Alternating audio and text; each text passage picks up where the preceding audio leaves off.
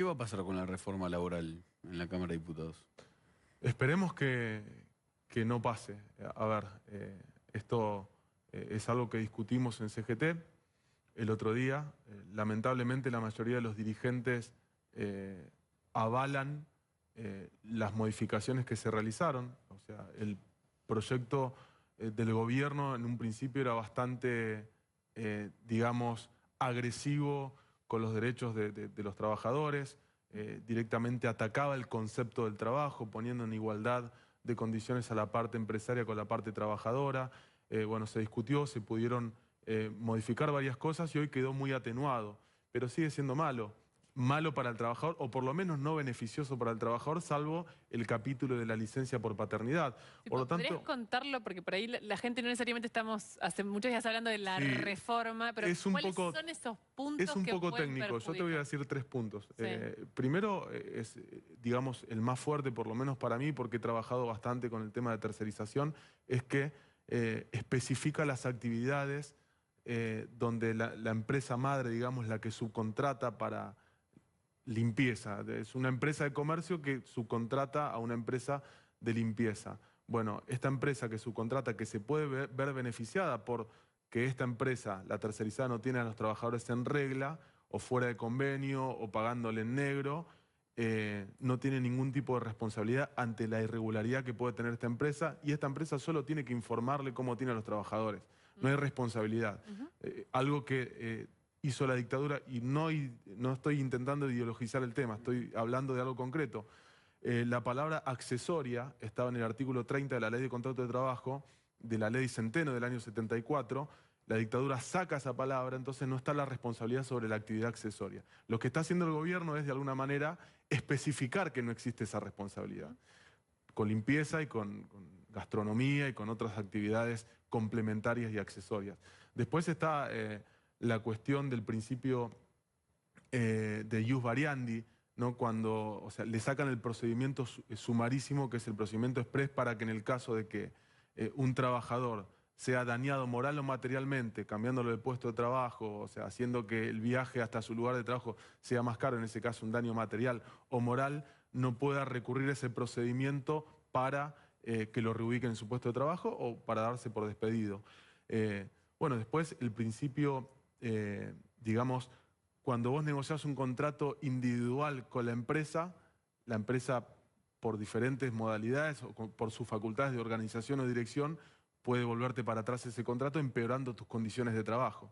Entonces, bueno, todo eso, lo que yo planteé en la CGT, que bueno, seguramente se van a enojar porque dijeron, no, lo que se discute en CGT, se discute en CGT. Pero la verdad que yo no estoy de acuerdo con lo que se discute y con lo que se resuelve en la CGT, y lo digo como parte de la CGT, entonces para dejar clara mi posición, tengo que despegarme de eso. La verdad es que no sé qué hay de beneficioso, o sea, en la reforma laboral, inclusive atenuada.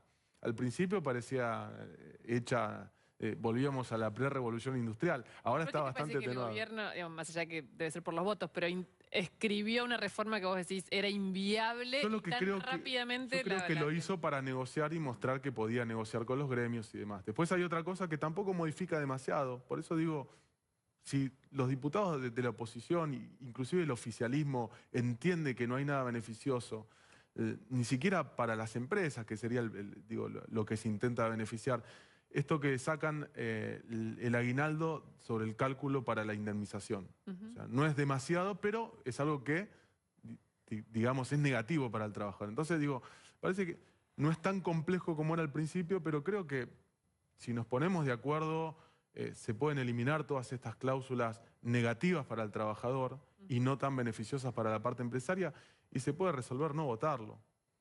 Yo creo que se puede discutir en el recinto de diputados.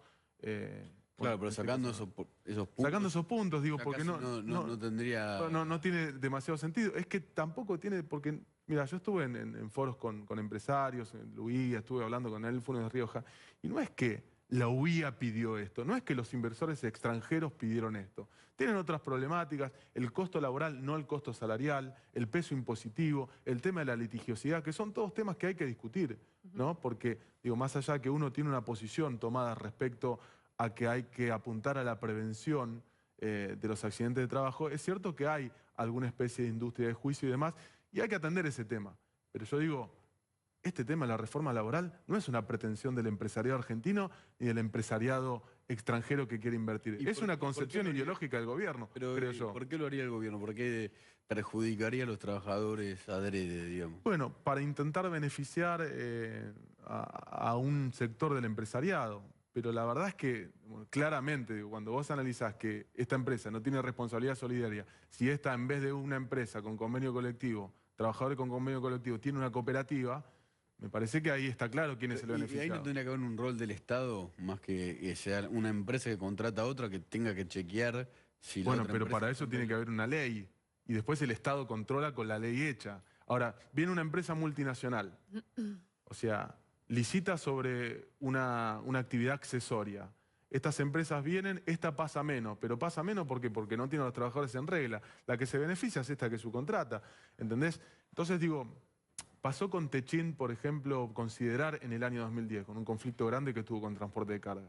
La realidad es que los trabajadores estaban fuera de regla, fuera de convenio, y la empresa tercerizada se estaba ahorrando, le pagaba 2 veces menos de lo que le tenía que pagar. En realidad la que pagaba menos era la empresa madre. Entonces digo, lo que hace el gobierno es sacar esa responsabilidad de la empresa que se beneficia de esa forma que puede ser fraude laboral. Entonces, por ahora... Igual peor es la reforma Sí, previsional. te estaba por preguntar eso, que les está por llegar a usted, que efectivamente ya tuvo media sanción en el Senado, o sea que va a llegar a diputados. ¿Cuál es tu opinión sintética? Porque también son temas, a veces por ahí... Son temas bastante difíciles de técnicos. explicar y áridos, pero digamos, esta está, me parece, más avanzada la aprobación. Mira, en esto yo, la verdad, creí que en el Senado se iba a debatir y bueno, desde todos los economistas afines al gobierno, todos los medios de comunicación destacan... Gobernadores, iba a decir. Sí, no, pero yo decía, iba a puntualizar sobre esto. Destacan que hay una pérdida de poder adquisitivo sobre el cambio de actualización para los jubilados, que era sobre 2 cosas. Con la anterior era sobre recaudación y sobre RIPTE, que es el promedio de los acuerdos salariales de los trabajadores formales, y ahora pasó a ser un 30% ese RIPTE, y después inflación y es trimestral por IPC. La verdad que eso, por ejemplo, a marzo del año que viene va a significar una pérdida de más del 50% del aumento que podrían haber recibido los jubilados. Eso, a grosso modo, implica un ahorro del fisco de entre 60.000 millones y 100.000 millones. Bueno, ahí es donde radica el acuerdo fiscal que hay con los gobernadores. Entonces, para ser claros, que nadie lo dice, o algunos lo dicen, desde la oposición lo decimos más, o sea, el ahorro que tiene el ANSES es por recortarle a los jubilados. Esto es claro. A ver, no es un recorte como el que hizo Patricia Bullrich en el año 2001, ¿no? Que le sacó directamente el 13% a los jubilados, pero es un recorte al fin. Volviendo al fútbol y la última pregunta, ¿tenés miedo que esta causa termine rozando a tu viejo? No, yo creo que la justicia tiene que avanzar. La verdad, yo no le tengo miedo a la justicia. La justicia tiene que hacer justicia. Lo que sí también quiero decir es que lo que llama la atención es que, y viene pasando sistemáticamente, es que antes de que hayan condenas y demás, hay periodistas que ya saben qué va a pasar. O funcionarios políticos. Entonces digo, es un poco raro. Eso porque pasó siempre. Bueno, pero eso hablamos... No es una novedad. No, bueno, pero no está bien. O sea, que no sea una novedad no significa que esté bien. No, es el trabajo del periodista. No, pero bueno, políticos anunciando quién tiene que estar, quién no. Me parece que en el caso de que haya aportes para que las causas avancen, se tienen que hacer a la justicia, ¿no? Pero llama la atención cómo antes de que estén las condenas ya se sabe, ¿no? En editoriales, las condenas no están nunca. en diarios importantes. Ojalá que las condenas sean firmes y que los responsables paguen. Pues yo lo digo por experiencia. Cuando me pasó una bala a 5 metros de mi cara, el que fue a agredir, no el que recibió la bala, el que fue a agredir estuvo 2 meses preso y después salió. Claro, Muchas gracias, Facundo Moyano, por haber venido. Gracias. Vamos a una tanda y ya volvemos.